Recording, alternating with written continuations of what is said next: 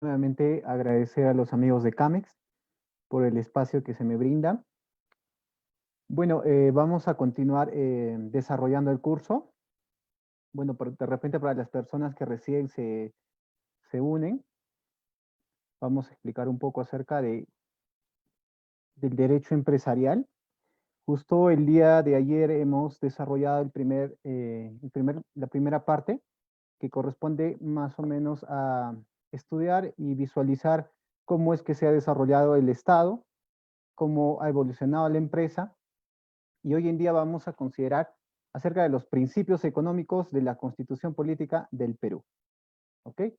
Nuevamente me presento, soy el economista Carlos Javier Huaypaco Pacondori y muy a gusto de poderos acompañar. Bueno, en el afán de repente de poder adentrarnos un poco más de lleno a poder analizar el tema de los principios económicos, vamos a dar un ligero repaso acerca de los temas más puntuales que el día de ayer hemos abordado. ¿Ok? A ver. Bueno, aquí lo que vamos a empezar primero es a identificar y ver más o menos cómo se han dado los fundamentos del Estado de Derecho y de la empresa. ¿Ok? El día de ayer habíamos un poco analizado acerca de qué es el Estado, ¿no? Eh, y habíamos concluido de que el Estado es un conjunto de instituciones, en este caso, que tiene como finalidad la administración, administrar los asuntos públicos. Y de repente ya recurriendo al tema de nuestra Constitución, el artículo 43 establece que el Estado es uno e indivisible. Complementario a ello también determina que esta organización política se constituye de un determinado territorio y tiene el poder de ordenar y administrar la vida en sociedad, ¿no? Es lo que más o menos nosotros podemos visualizar. Otro artículo, que viene a ser el artículo 45, también añade que el poder del Estado emana del pueblo, ¿no es así? Y que para ser considerado Estado, de alguna manera tenía que cumplir con tres principios. Uno es que debe tener una población, el segundo debe tener un territorio y por último debe tener el poder para ejercer de alguna manera todo tipo de medidas o decisiones respecto a un territorio y de manera de repente más directa hacia la población que comprende. De igual manera, de manera muy ligera, vamos a ver el tema de la evolución histórica de la empresa. El día de ayer ya lo hemos explicado muy detenidamente, pero a grandes rasgos podemos identificar que han sido de repente 6 hitos muy importantes los cuales se ha dado a lo largo de la historia para identificar más o menos cómo se ha suscitado este tema de la evolución. Los datos más relevantes que hoy en día podríamos resaltar, por ejemplo, tendría que ser el tema de en la edad de piedras, de repente ahí el sistema era patriarcal, ahí es donde de repente empezó el tema de la organización y la división de trabajo, directamente en el tema de poder delegar funciones y buscar de alguna manera una especie un tanto rústica de una división, no solo por edad, ¿no? Sino también por sexos. En la Edad Media habíamos visto el tema del feudalismo y cómo que este avance comercial se dio, bueno, o si no, originó en este caso el tema, lo que hoy conocemos como las primeras empresas privadas, ¿no? En el tema durante los 1400 a 1700, lo que podemos observar acá principalmente es que se suscitó de repente enfermedades por pestes y demás, lo que de alguna manera conllevó a que en este caso los empresarios, vamos a llamarlos así, las personas quienes ejercían esta labor, de alguna manera pudieran ver a la persona que trabajaba en el campo, no necesariamente como digamos, como una persona o como un esclavo, ¿no? Sino directamente ya lo veía como un tema de repente de poderlo emplear a esa persona. Y ahí es donde de repente se suscita el tema de la remuneración, de remunerar a los trabajadores, ¿no? Ya hemos visto el tema de la revolución industrial, ¿no? Durante los 1700 a 1900 identificamos el tema de la revolución industrial, en donde lo que se ve acá principalmente es el tema de promover la creación de empresas. y con el incremento de estas empresas se suscitó también el tema de la creación de de las distintas industrias, lo que a su vez conllevó al tema de la especialización también, ¿no? Durante el siglo XX hemos visualizado ya que aquí es un hito muy importante porque aquí la empresa como que adquiere y resalta el tema científico y tecnológico, principalmente para poder lograr mayor competitividad en el mercado, ¿no es así? Y hoy en día, como habíamos comentado el día de ayer, en el siglo XXI lo que se puede visualizar es que gracias a estos temas, ya sea del tema de la globalización y los avances permanentes de la tecnología, hoy en día adquieren y le dan un valor muy fuerte a la empresa. No solo con el tema, digamos, de la calidad del producto, sino también le exige el mercado a que la empresa sea altamente competitiva. Y de igual manera, de manera ligera, vamos a repasar el tema de la empresa, ¿no? Habíamos dicho el día de ayer que existen múltiples definiciones acerca de la empresa. Desde el punto de vista de las ciencias económicas, ella estrictamente decía que la empresa era un agente económico, simplemente ello.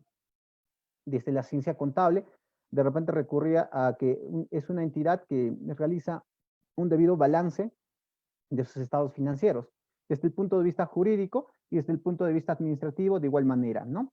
Y un dato, bueno, una concepción que de alguna manera nos ha llamado bastante la atención, viene a ser desde el punto de vista del emprendedor o empresario, ¿no?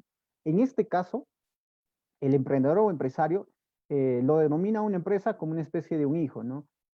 Una entidad que de alguna manera va a adquirir forma y fortalezas y mayores cualidades y capacidades a medida de que de repente, en este caso, el emprendedor o empresario le dé la debida importancia y le dé toda la dedicación que de alguna manera, así como un niño, una empresa también necesita, ¿no?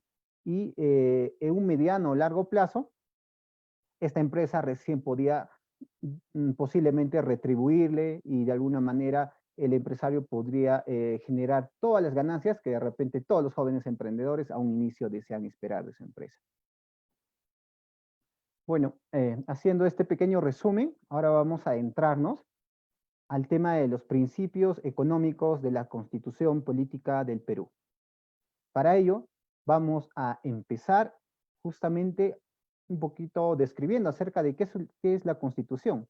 Bien claro, se determinan qué es la ley superior del Estado, ¿no es así?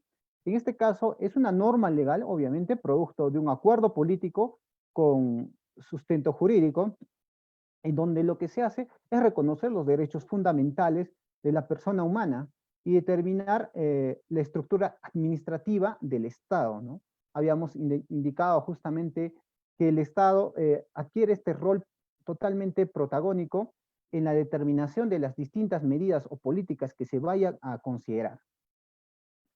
Para este caso, lo que busca principalmente dentro de la Constitución es garantizar, como ya se había dicho, la protección principalmente de los derechos de la persona humana, ya que principalmente a eso se debe.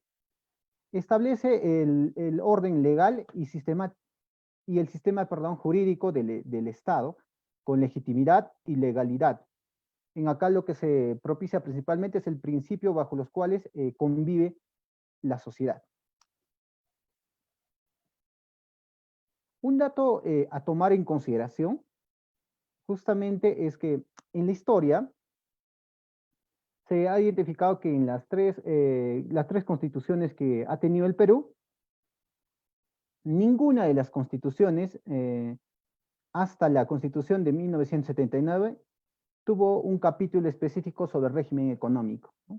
Es a puertas prácticamente de la constitución de 1979 y la actual constitución es donde de alguna manera se da mayor relevancia justamente al régimen económico, que es lo que vamos a analizar el día de hoy.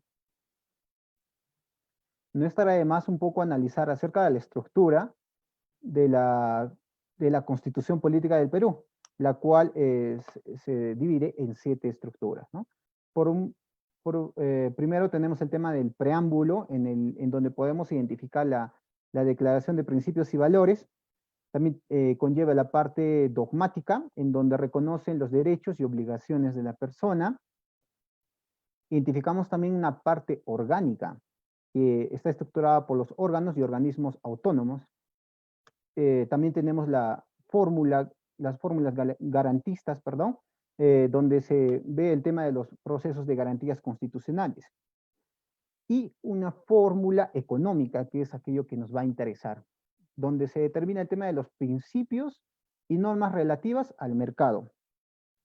De ahí tenemos el tema de la fórmula de cambio, en donde se ve el tema de los procesos de reforma del contexto del texto constitucional. Y por último, la parte del apéndice, que de alguna manera se ve el tema del índice.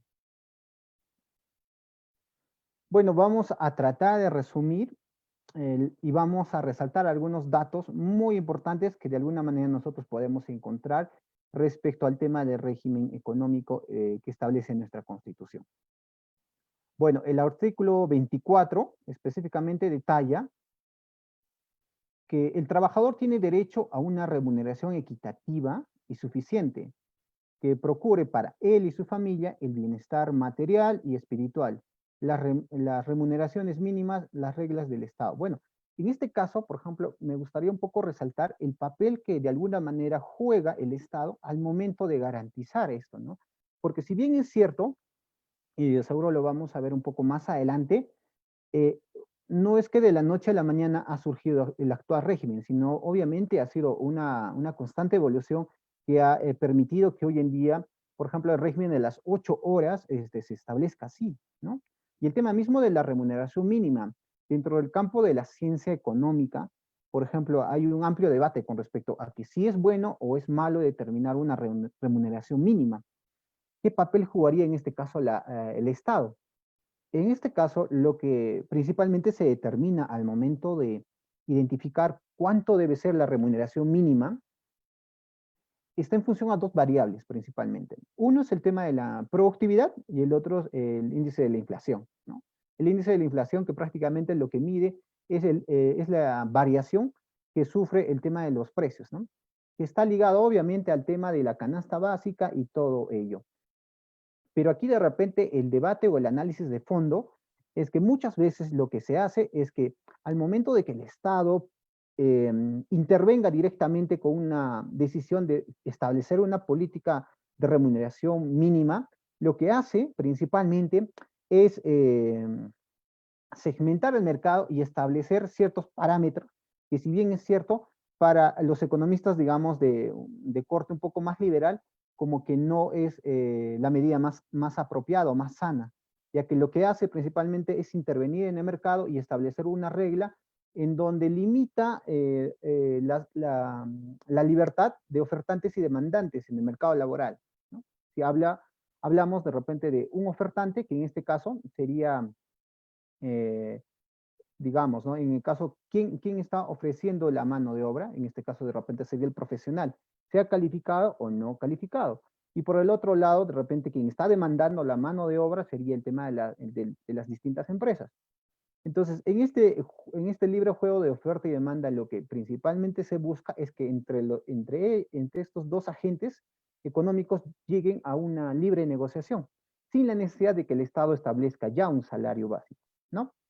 Por el otro lado ya también tenemos otra postura en donde sí le dan un rol muy protagónico al Estado al momento de establecer políticas como por ejemplo el tema de la remuneración mínima vital, ya que el sustento más técnico se podría decir de que esto se debe a un poder de negociación, ¿no? Si hablamos de que en un escenario donde, por ejemplo, existe una alta tasa de desempleo, quien va a tener mayor poder de negociar, en este caso, va a ser el empleador, lógicamente, porque lo que estamos viviendo es un escenario en donde justamente, como hay mucho desempleo, hay muchos jóvenes o profesionales que de alguna manera se encuentran sin trabajo.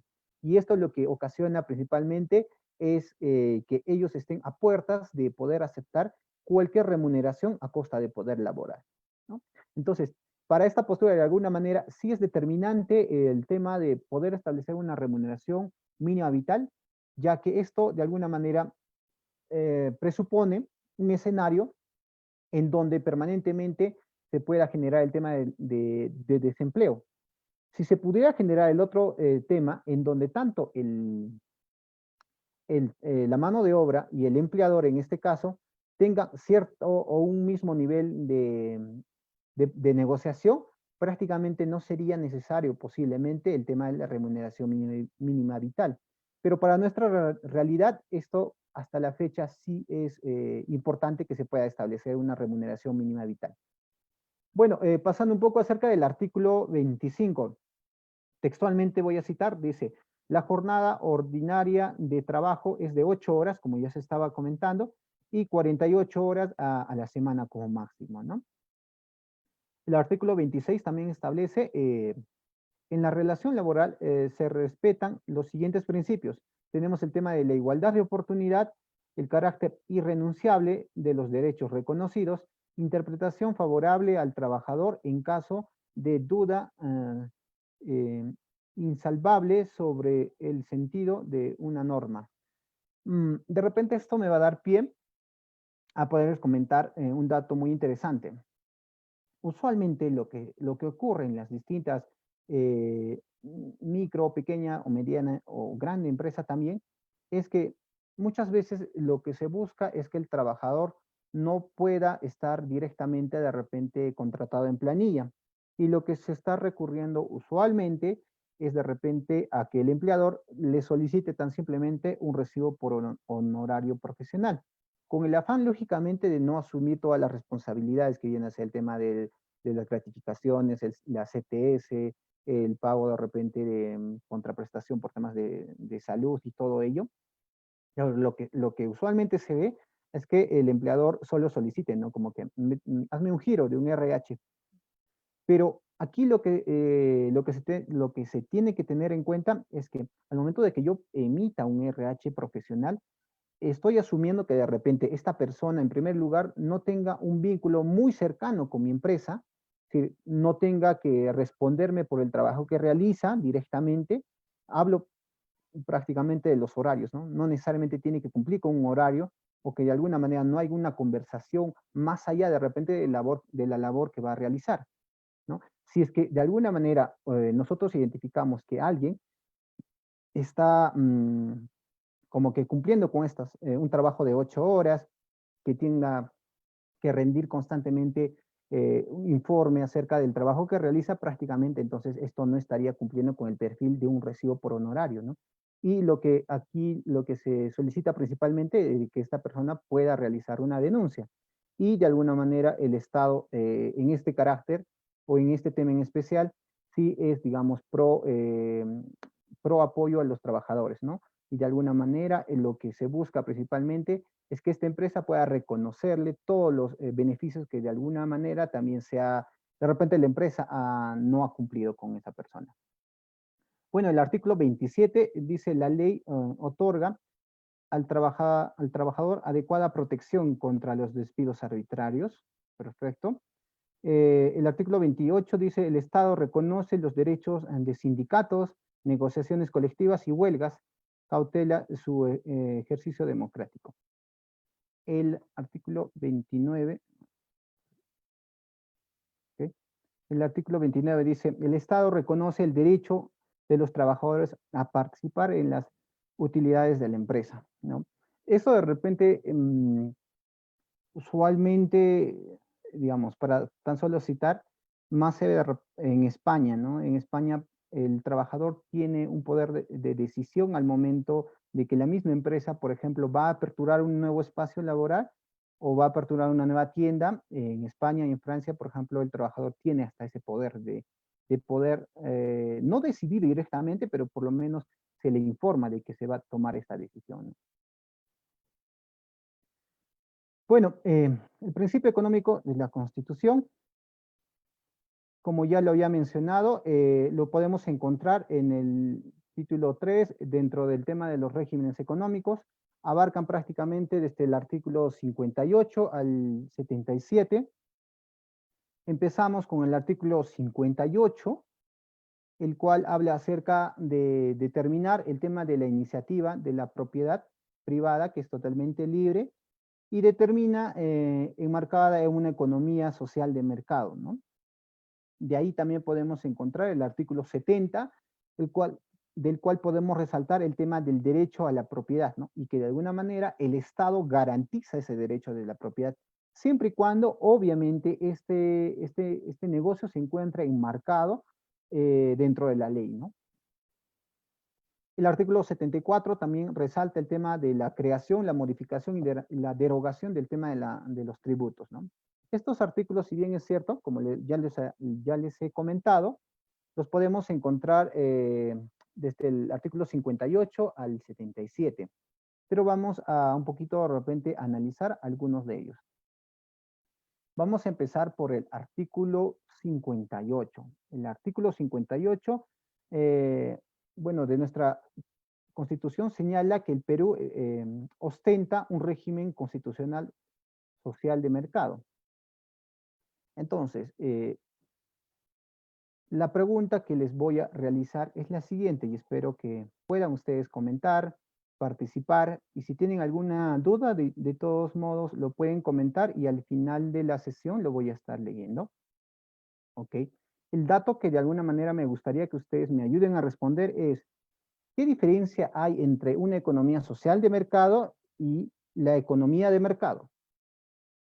Porque muchas veces llegamos a equivocarnos.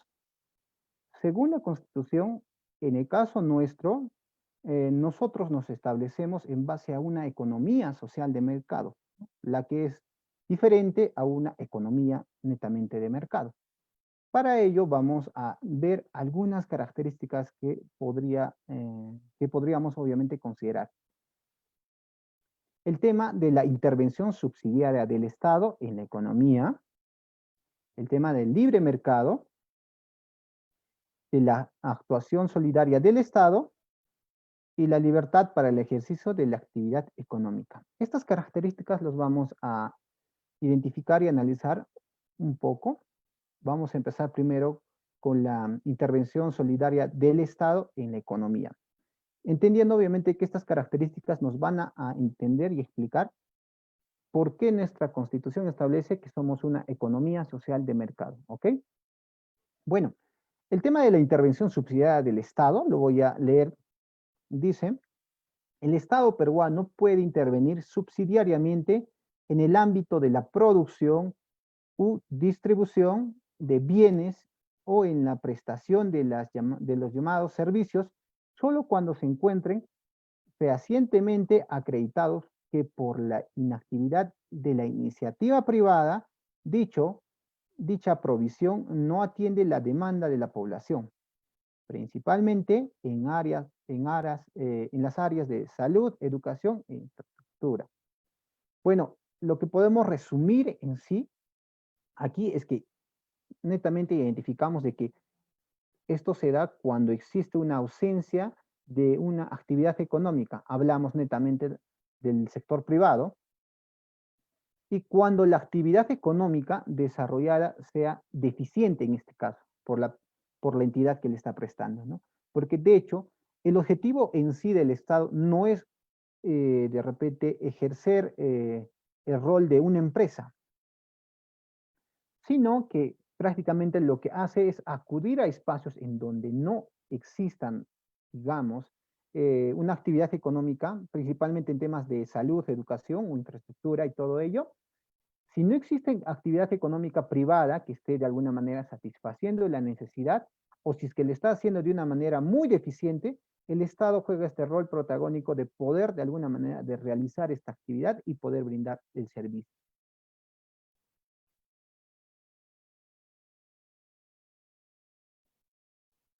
La segunda característica es el del libre mercado.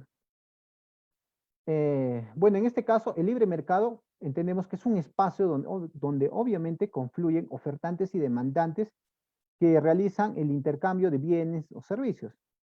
Para este caso, lo que se solicita principalmente es que el Estado juegue un papel muy importante como un agente de vigilancia y de fiscalización para el tema de garantizar principalmente la protección a los consumidores, en este caso, que concurren a un mercado y de alguna manera el consumidor no se sienta perjudicado, obviamente, por el rol que muchos ofertantes de bienes o servicios puedan brindar, ¿no?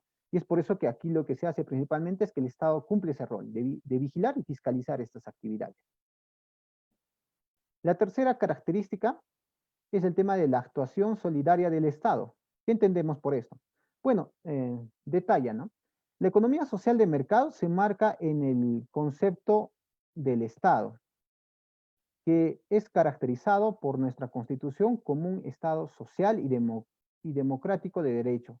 En tal sentido, el régimen económico se encuentra guiado por valores democráticos, participativos y tiene como finalidad, ¿ok?, alcanzar el bienestar social compartido por la población, ¿no? Eso de alguna manera es la característica que también se está tratando de dibujar al momento de explicar qué es una economía social de mercado. Y por último, tenemos el tema de la libertad para el ejercicio de la actividad económica. En este caso, la Constitución de 1993 establece el tema de la iniciativa, de la libre iniciativa privada.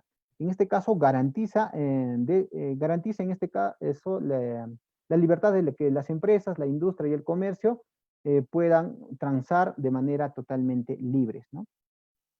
Para cerrar más o menos la idea, todos de alguna manera después de la Segunda Guerra Mundial hemos escuchado el tema de la Guerra Fría. La Guerra Fría lo que dibuja principalmente es un escenario en donde hay una guerra, pero no es una guerra más, digamos, muy territorial o de armas, sino dibuja un escenario de repente de una guerra de pensamiento político, pero principalmente lo que nos interesa acerca de la ideología económica.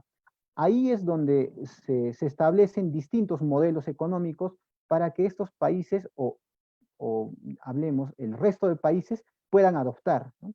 Por un lado, como ya hemos de seguro alguna vez escuchado, teníamos un modelo económico más centrado, como se le llama, ¿no? Más capitalista, de repente liderado por Estados Unidos, y por el otro lado, de repente teníamos una economía más planificada, de carácter un tanto socialista, que estaba por la Unión Soviética, ¿no? Entonces, esta Guerra Fría lo que hizo en sí es poder dibujar dos bandos bien separados, arraigados de repente de posturas dogmáticas, económicas, políticas y demás.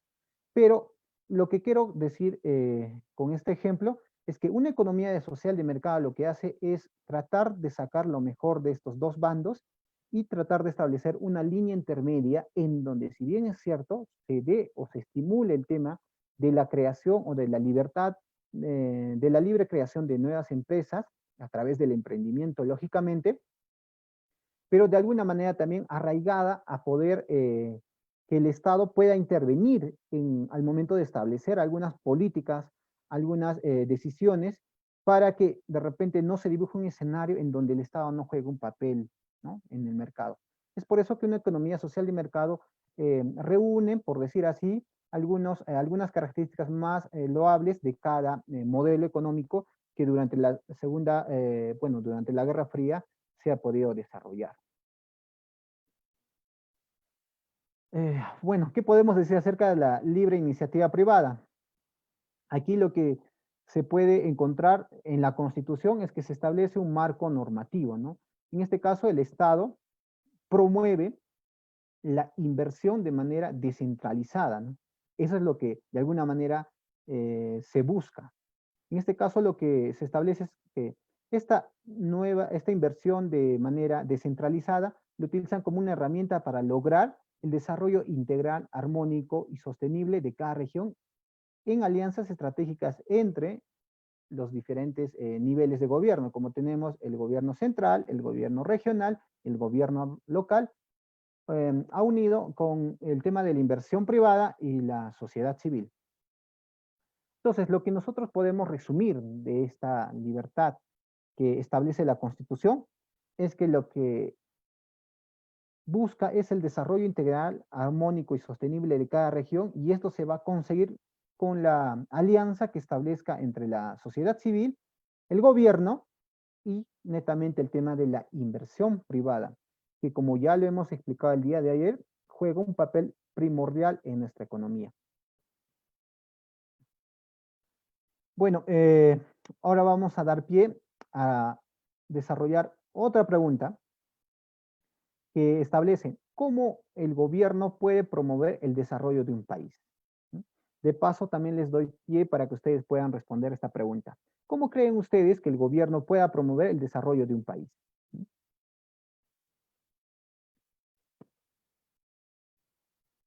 Principalmente, promueve el desarrollo de un país a través de incentivar proyectos de inversión privada, ¿ok? En todos los niveles. No solo hablo en el tema, digamos, de la inversión privada, digamos, de un nivel más minero, no, sino en todo nivel de inversión privada. Para este caso, a ver, perfecto. Lo importante que vamos a nuevamente hacer la consulta para todas las personas que se encuentran escuchando la sesión es, ¿qué diferencia encontramos o qué diferencia entendemos acerca de la descentralización y de la desconcentración? A ver, les doy la posibilidad para que todos ustedes puedan comentar qué diferencia encuentran ustedes o qué entienden en este caso por la descentralización y por la desconcentración. Comenten si desean. Voy a revisar, espero que...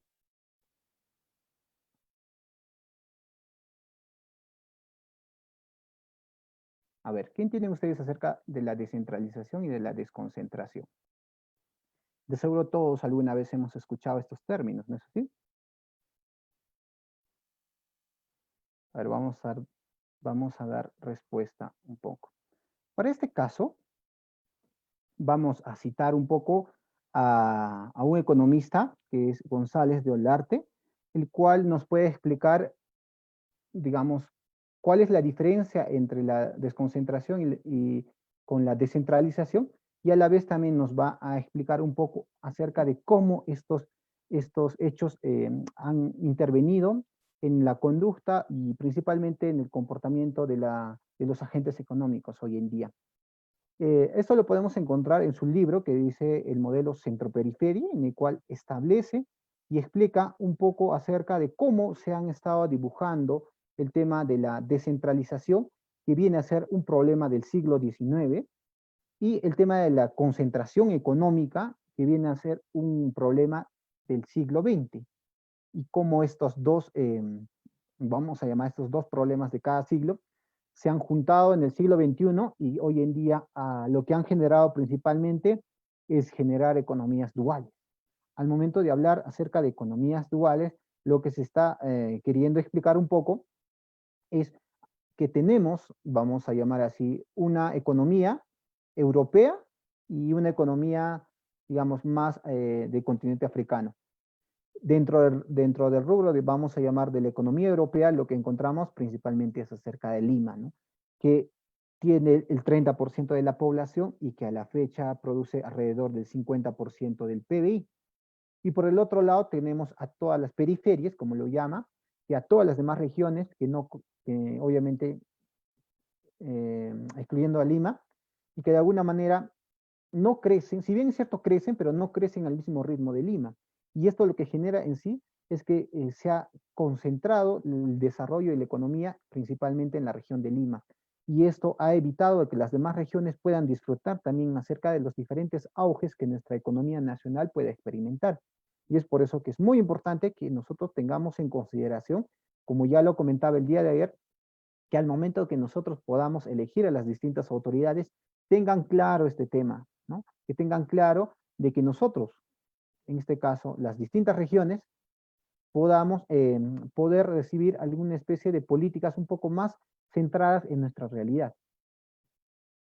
Y dentro de esta explicación, lo que encontramos es algunas ayudas que, por ejemplo, el Estado debería de desarrollar, es el tema de la libre iniciativa e inversión privada, entendiendo de que esta libre inversión privada se debe realizar en los distintos sectores económicos, sean inversión privada, eh, nacional o extranjera, ¿no? El tema también de que la inversión del Estado, bueno, esto principalmente se refiere a que el Estado tenga que intervenir en promover la infraestructura básica, la estructura social y económica. Y hablo acá en el tema de que Si, por ejemplo, nosotros o un inversor extranjero viene a una región y dice, yo quiero invertir en tal rubro, obviamente el Estado previamente ha debido de condicionar de alguna manera escenarios o territorios adecuados para que esta libre inversión privada extranjera se pueda desarrollar tanto como en Lima, se pueda desarrollar no sé, en Cusco, en Arequipa, en distintas regiones, ¿no? Para que de alguna manera lo que se busque es desconcentrar a Lima, porque no es que por el hecho de que Lima también concentre la economía, no se vea perjudicada, ¿no? Hoy en día nos hemos dado cuenta que Lima también se ve perjudicada por esa concentración económica, porque es un territorio muy pequeño en donde, como les comento, vive el 30% de la población y como que se hace cargo de la economía nacional. Es decir, no es muy saludable que hoy en día tengamos este tipo de economías duales. Lo que también puede hacer el Estado es promover la simplicidad y la transparencia principalmente. Y hablo en este tema del tema de los trámites, ¿no? ¿Cuánto tiempo como jóvenes emprendedores o empresarios uno se demora al momento de poder formalizar su empresa, por ejemplo? ¿No? Pues ahí nos vamos a identificar de que hay políticas de repente que podrían ayudar a simplificar todo este proceso, ¿no? Y que de repente no se considera por el tema de no priorizar, ¿no? Es decir, no priorizan algunas políticas en este caso. A ver, antes tenemos un comentario. A ver, dice Nadia Carolina, gracias por vernos. A ver, dice, la descentralización es la delegación de facultades, ya, perfecto. La desconcentración es la transferencia operativa de funciones. Sin embargo, lo toma, la toma de decisiones proviene de un ente central. De hecho que sí, ¿no? En el tema de la descentralización, de repente un poquito respondiendo o acotando a lo que comenta Nadia, es un tema que hoy en día debería ocupar la agenda primordial, porque lo que se ha visto realmente es que todo, por ejemplo, todos los que somos de las distintas regiones, exceptuando Lima, al momento de poder adquirir algún producto o lo que fuera, siempre el producto va a tener mayor comodidad de precios en Lima, ¿no es así? Entonces, al momento de ver tan simplemente ese fenómeno, lo que podemos evidenciar es que, mal o bien acá lo que existe es una concentración económica principalmente. Es decir, hablo de que los costos, por ejemplo, de traslado y demás, de alguna manera son más eficientes, si podríamos decirlo así, en términos, digamos, monetarios, en Lima, ¿no es cierto? A comparación de otras regiones. Y el tema de la descentralización, claro, de hecho que hoy en día se dibuja una descentralización de poderes, como bien claro lo dice Nadia, en donde se da principalmente acerca de las entidades, ¿no? Ya sea gobiernos regionales y demás. Pero esto de alguna manera no permite que ciertas regiones tengan mayor poder, digamos, en el tema tributario, ¿no? Si cada región no es autónomo, ¿no? Al momento de establecer su tasa tributaria y todo ello. Bueno, es un tema que muy amplio, que lo podemos estar analizando después. Bueno, ¿el Estado qué más puede hacer? El Estado puede, de alguna manera, promover la libre competencia y también garantizar la estabilidad, que es algo primordial. Hoy en día lo que se busca, o lo que buscan principalmente los inversores, extranjeros principalmente, es encontrar empresas, perdón, encontrar países en donde se tenga una estabilidad, ya sea jurídica, económica y política, ¿no es así? Bueno, ahora vamos a pasar un poco a hablar, ya sé que este tema es un tanto pesado, pero es necesario que nosotros también sepamos más o menos la coyuntura o el marco que engloba el aspecto económico dentro de nuestra Constitución. Dice, la pregunta es, ¿qué tan fácil es crear una empresa en el Perú? Para ello, voy a comentarles, el Banco Mundial periódicamente desarrolla un ranking, que es el Dow Business. Lo que aquí se busca principalmente es identificar eh, hace un estudio de 190 países en donde califica y determina qué tan fácil de alguna manera es aperturar una empresa en tu país. Y para el caso nuestro, o para dar respuesta principalmente a qué tan fácil es crear una empresa en el Perú, es necesario leer el siguiente dato, que dice, un empresario en una economía de ingresos bajos, ¿ok? Gasta un monto similar al 50% del ingreso per cápita de su país en iniciar una campaña, mientras que un empresario de una economía de ingresos altos gasta solo el 4.2% de su PBI per cápita. En el material que se les ha dejado en la parte superior, ustedes pueden encontrar el link donde de alguna manera también puedan visualizar cómo es que las distintas economías o los distintos países en qué posición se encuentran. Pero vamos a ver acerca de los pasos para constituir una empresa para el caso peruano. El día de ayer habíamos visto los 6 pasos, ahora solo lo voy a nombrar. El primer paso es el tema de la búsqueda y reserva de nombre. El segundo era la elaboración de la minuta. El tercero era el tema del abono de capital y los bienes. El cuarto era la elaboración de la escritura pública. El quinto era la inscripción en registros públicos. Y por último teníamos el tema de la inscripción de RUC para personalidad jurídica, ¿no? Y dando respuesta un poco acerca de en qué puesto se encuentra el país al momento, o qué tan fácil es abrir una empresa en el Perú, según este ranking establece que el Perú se encuentra en el puesto 76. Para este caso el Perú, en promedio, bueno, se encuentra debajo del promedio de países, o bueno, del promedio de América Latina y el Caribe, pero un dato a tomar en consideración es que según la Cámara de Comercio de Lima, dice que esto se debe principalmente al tema de las trabas burocráticas, que hace que de alguna manera los emprendedores inviertan alrededor, ¿ok?, de 26 días y que inviertan un monto de $550 en promedio, ¿no?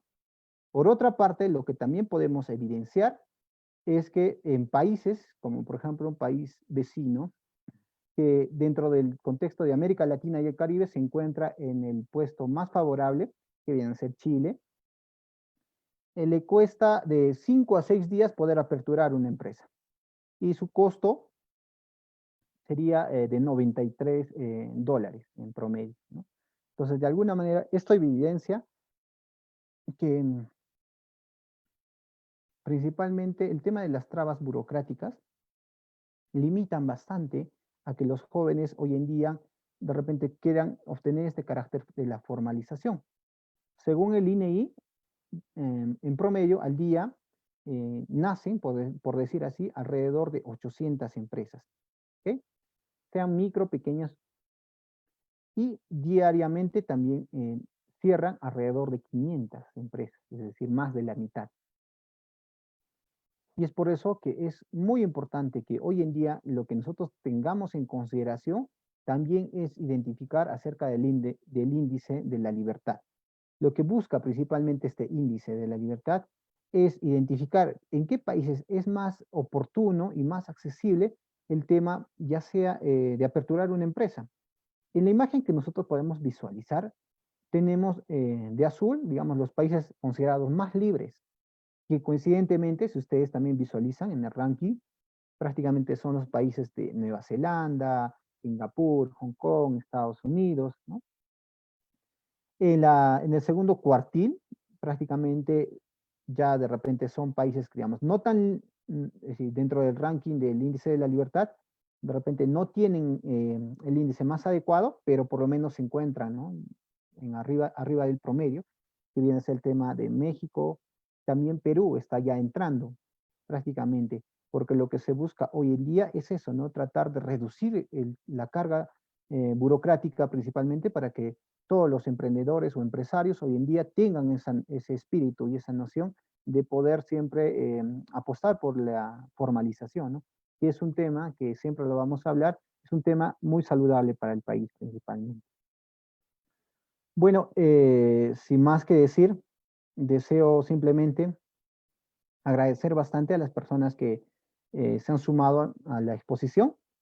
Entiendo de que el tema hoy en día no está muy ligado de repente a, a poder ya determinar de una vez por todas qué tipo de empresa voy a determinar cuáles son las características al momento de determinar si quiero ser una SAG, una SRL o una IRL, pero dentro de la estructura que hemos visto conveniente desarrollar, bueno, es conveniente también saber un poco acerca de cómo va nuestra economía, cómo va más o menos las políticas económicas respecto al tema de la accesibilidad a que nosotros podamos aperturar una empresa, ¿no? Entonces, sin más que decir, agradecer bastante y de repente las personas que estén gustosas de poder realizar algún comentario o tengan alguna inquietud con respecto a algún tema que ustedes han visto conveniente, puedan realizar alguna consulta si es que lo ven así, o si es que no, bueno, agradecer bastante por el tiempo brindado principalmente. Las personas que estén con la disponibilidad o tengan alguna consulta, normal lo pueden hacer, por favor.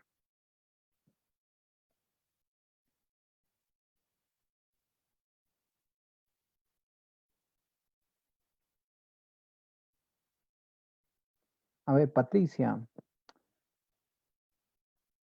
Patricia, a ver, si tienes alguna consulta o Nadia, si tienen alguna consulta, de todos modos, gustoso de poder resolver. En todo caso, si no, también aprovechar para invitarles. El día de mañana vamos a tocar un tema muy importante, que si bien es cierto, me hubiera gustado desde ya poder considerar, que es acerca de las ventajas y desventajas de poder aperturar una sociedad anónima abierta, una sociedad anónima cerrada, una SR, una empresa individual de responsabilidad limitada y demás, ¿no? De hecho, que es un tema que seguro les va a interesar bastante, ustedes en su mayoría que de alguna manera se abocan más al tema de las importaciones y exportaciones, hay algunos temas muy importantes que considerar y en todo caso, estaría invitándoles para que el día de mañana, por favor, el día de mañana sí vamos a tocar de fondo estos temas, puedan unirse, por favor, a las 2 de la tarde, a más tardar 2:10 estaremos empezando, y bueno, si tienen alguna inquietud, vayan consultándolo a sus familiares para poder de alguna manera alcanzarme las consultas.